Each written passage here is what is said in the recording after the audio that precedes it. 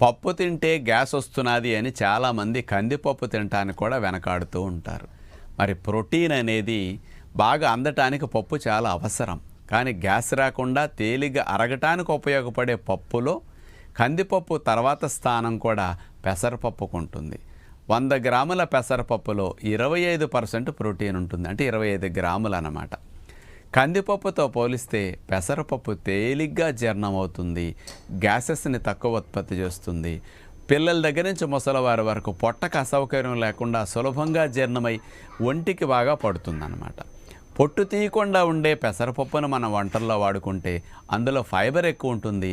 Fibre ఎక్కువ ఉన్న ఈ పెసరపప్పు కనుక వాడుకుంటే స్లోగా అరుగుతుంది, స్లోగా గ్లూకోజ్ బ్లడ్లోకి వెళ్ళి చక్కెర స్థాయిలు పెరగకుండా, బరువు పెరగకుండా మంచి ప్రోటీన్ అందించడానికి పెసరపప్పు పప్పుల్లో బెస్ట్ అని చెప్పొచ్చు.